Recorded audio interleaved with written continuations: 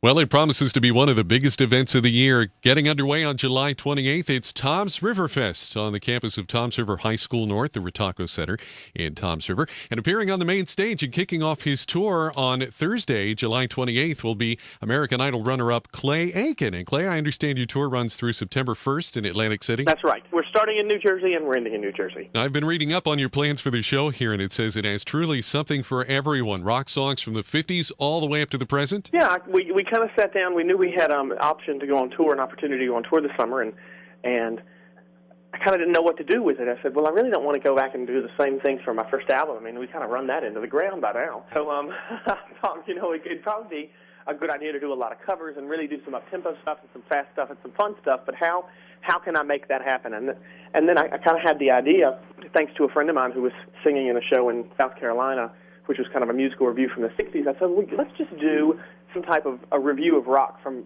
day one.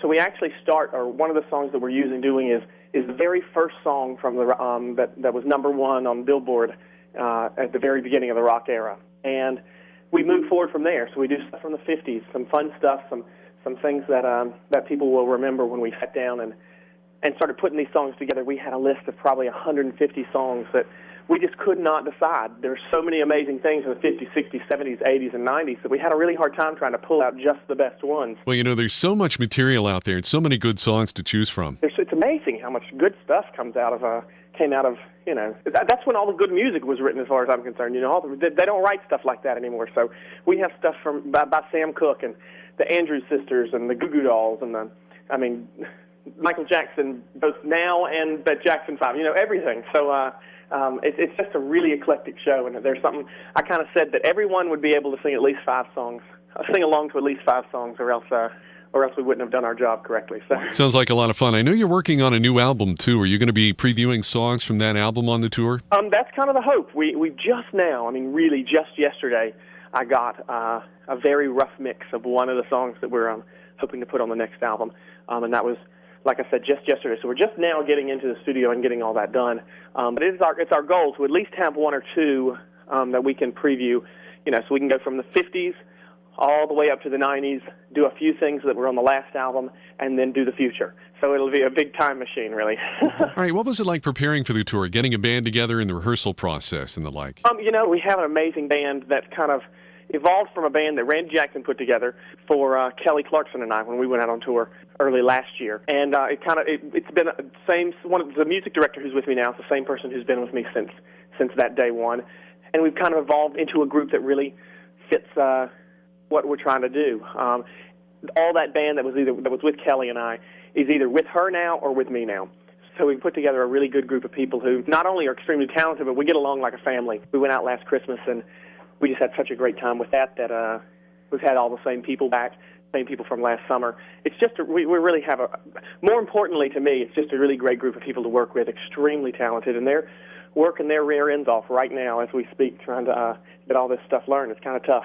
This has probably been the most daunting task we've undertaken since I've been doing anything. Trying to do all these different styles is kind of crazy. Now, this is unusual. Most performers discourage the use of cell phones during their performance, but you're actually embracing that and requesting that fans actually bring their cell phones to the performance. What's that all about? Yeah, we have a group called Boomerang that works with text messaging programs and software on phones and whatnot. And they're doing something new for the very first time that we'll be able to actually have people text message to me backstage, and I'll be able to get messages before the show and after the show and during the show and whatnot. And then in a few venues, and I don't have the list of them in front of me, a few of the venues will actually have screens beside the stage where people can text messages onto the screen during the show. Oh, wow, that's really something different. I'm sure they'll be censored, but they'll be edited for content. but it's going to be it's kind of an interesting thing, and they're trying it out for the first time with us. So I'm kind of excited about that. That's great. Hey, Clay, you have a huge Claymate fan club here in Ocean County. Well, that's good. When you were getting started with American Idol, they started calling and emailing the radio station and requesting your songs, and we even had somebody bring donuts by. Now, these people are well educated because they know we radio people travel by our stomachs. Oh, really? So, well, I'm glad they're there. That's exciting. We'll have to get a whole bunch of donuts when the next album comes out. That's note to self, note to the promotion department. Donuts for everyone. Yeah. We'll make them all chocolate glazed, my favorite. Well, certainly, this has been a whirlwind success story for you. One day you're an average American guy from Raleigh, North Carolina, and the next year a household name. How have you handled it? It's a work in progress.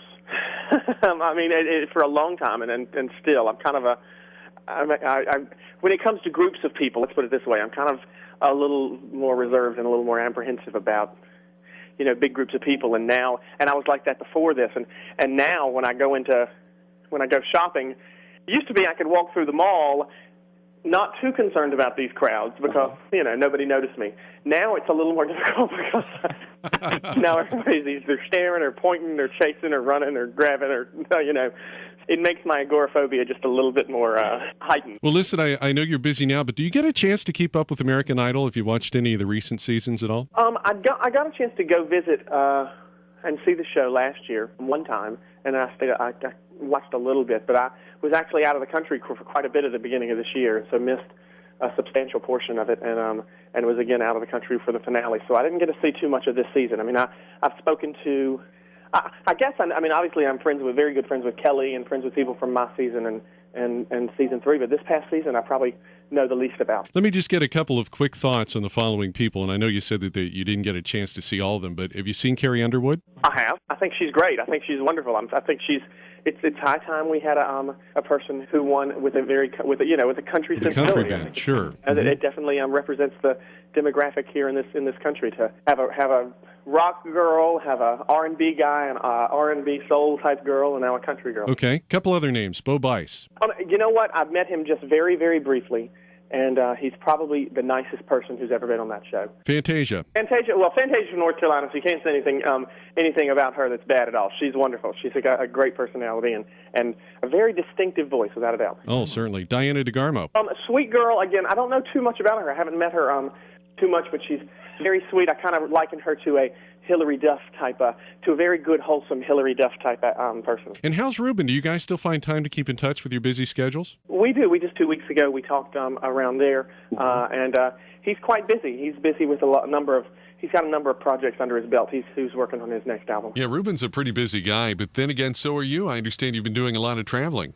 I've been out of the country with UNICEF so much with activities, with the tsunami that occurred last December. Went to Indonesia earlier in the year to observe UNICEF activities and UNICEF programs there, and then I just got back from Uganda in May to observe some UNICEF's programs in northern Uganda, which is a horrible situation in the northern part of that country, which I'm hopefully going to be able to talk a lot more about in the coming months. Well, we look forward to hearing more about it in the future. For your fans, you're on the latest edition of TV Guide magazine, and after you visit us at Tom's River Fest the very following morning, July 29th, you're going to be on the Good Morning America Summer Concert Series once again. Oh, yeah, that's right. We're doing the Good Morning America thing again this year, which we had done, I guess, maybe 2 years ago.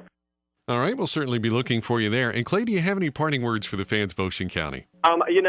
Every single place I go in the country, the fans tend to get better and better no matter where it goes. So I, have nothing but appreciation for and really amazement for the people who follow what we do, and I'm always astounded by their support. So I'm just looking forward to seeing them not too far away now. All right, Clay, thanks for spending a few moments with us here on the afternoon show, and we look forward to seeing you this Thursday evening, July 28th at Tom's River Fest on the main stage. Clay Aiken, ladies and gentlemen. Thank you.